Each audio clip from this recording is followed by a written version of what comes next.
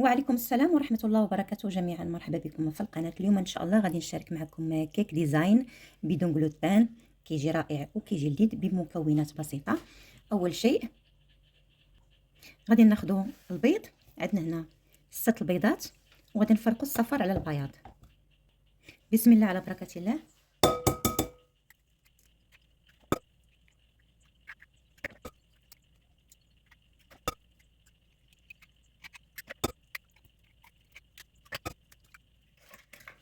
من بعد ما فرقنا الصفار على البياض، وخصكم دائما الوقيته اللي تنزلوا البياض ما تنزلوا فيه حتى نقطه صفراء باش ما يفسدش معكم بياض الثلج ان شاء الله. من نبدا نطربوه بالطراب الكهربائي. غنضيف معكم راس ملعقه صغيره من بيكربونات الصوديوم،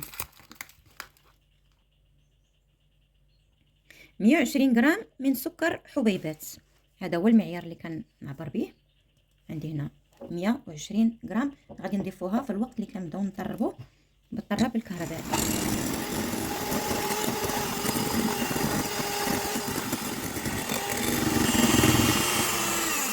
كما كتشوفوا هنايا هانتوما ملي كيعطي الشكل ديالو هذا المنقار بحال ما هذا الشكل هذا كيف ما كتشوفوا هنا في الصوره، راه واضحه لكم مزيان.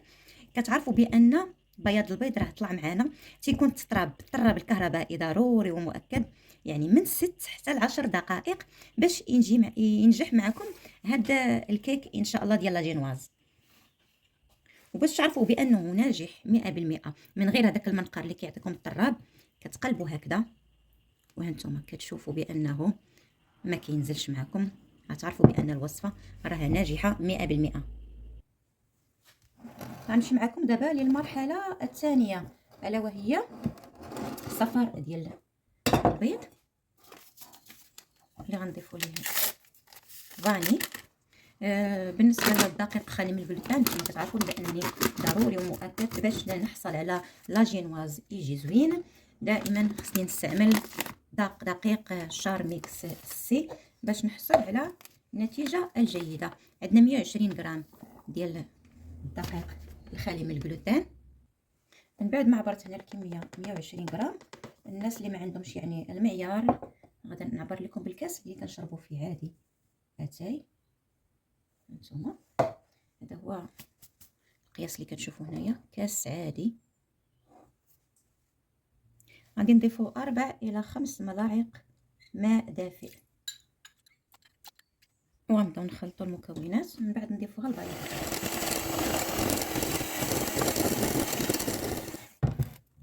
كما كتشوفوا بالنسبه للخميره الحلويات غادي نضيفها حتى لاخر لحظه ملي غنوجد المول ديالي. غادي ننزل الخليط على دفعات من الاسفل الى الاعلى حتى تداخل لنا الكميه ديال الصفار ديال البيض اللي ضفنا.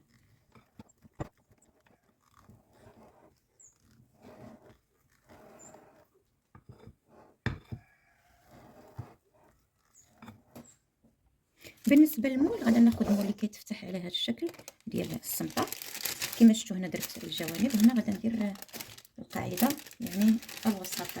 نحاول انني ناخذ العبار المنقاد عبر على هذا الشكل نبدا نقطع.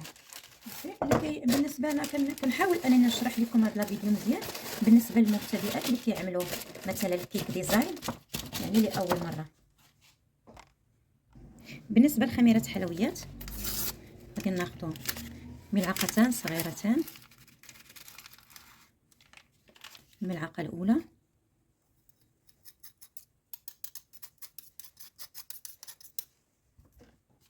الملعقه الثانيه،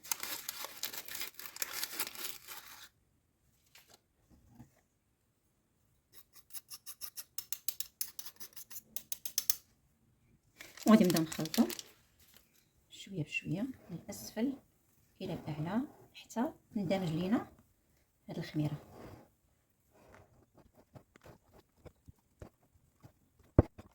دابا غادي ننزلو الخليط ديالنا.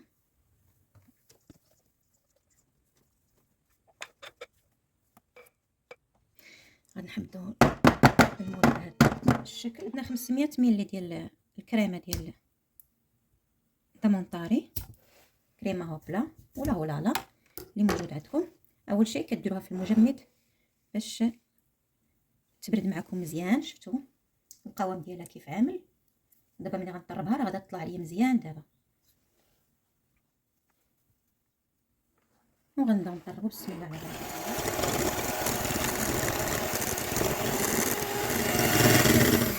الوقت اللي كطربوها غادي تفتحوا العلبه ديال المسكربوني اللي كيكون على هذا الشكل، فيه 250 غرام، وكنزلوا الكميه كلها اللي عندنا.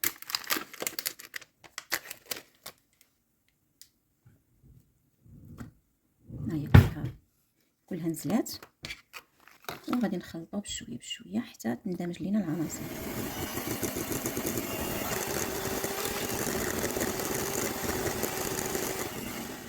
حيدوا البابي،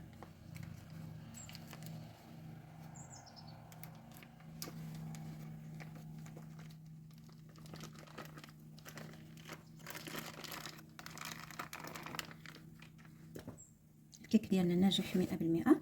غادي نقطعوه قطعتين فقط.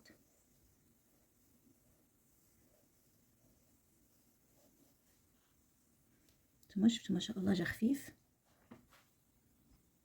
مثل اللي كنعملوا فيه الكوكيك ديزاين. وناخذوا هاد القطعه هكا، هانتوما شفتوا الكيك كيف جا خفيف. ودابا غنبداو نعملوا المونتاج بالماء، معلقه كبيره ديال السكر مع الماء، وغادي ندوبوهم على النار باش نسقيو الكيك ديالنا. الكريمه اللي كنا حضرنا غادي نديروها في جيب حلواني.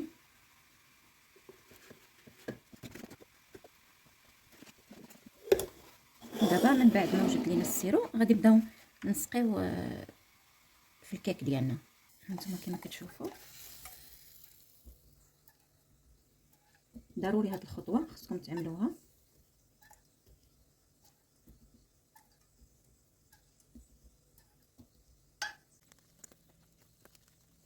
دابا من بعد ما عملنا الطبقه الاولى ديال الكريمه غادي نضيفوا عليها الطبقه ديال لاجينواز.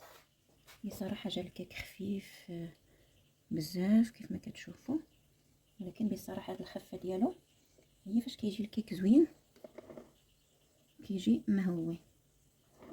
ما تخافوش منه الا جاكم خفيف. دابا غنعملوا الطبقه ديال الكريمه.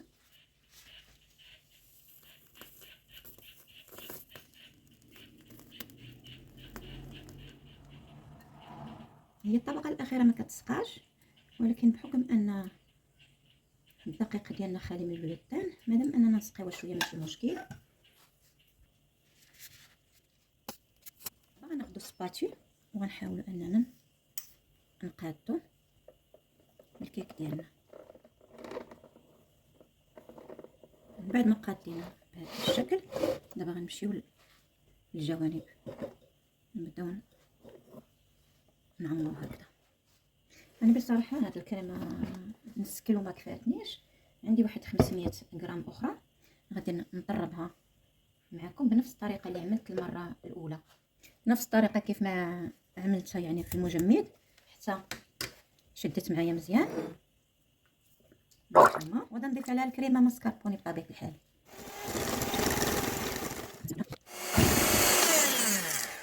من بعد ما طربنا الكريمه للمره الثانيه، دابا غادي نملأ الجيب الحلواني. نكمل معكم طريقه التزيين. ناخذ سباتي بهذه الطريقه، يعني طريقه سهله ماشي صعيبه، فقط كنحاولوا غير نكثروا الكميه، ولا كانت شي حاجه زايده غادا تحيد بالسباتي.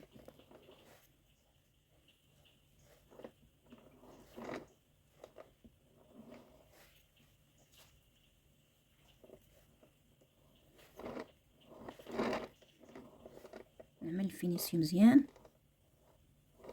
بهذا الشكل، الا كان شي زوائد كيتحيدوا.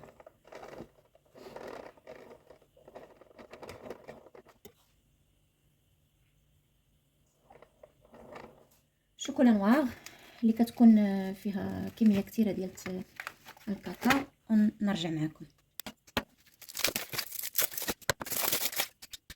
ودابا غنبداو نزينو كيف ما دائما متعوداكم في الكيك ديزاين بهذه الطريقه. بسم الله على بركه الله.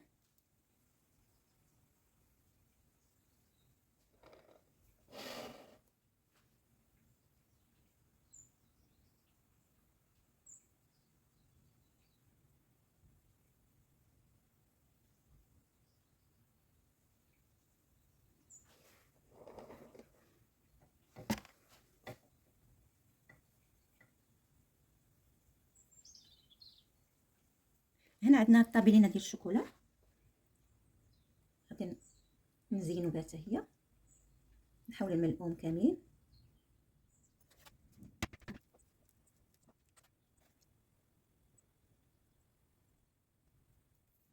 كما كتشوفوا الشوكولا جمدات، غنعملوا بها التزيين النهائي، يكون على هذا الشكل.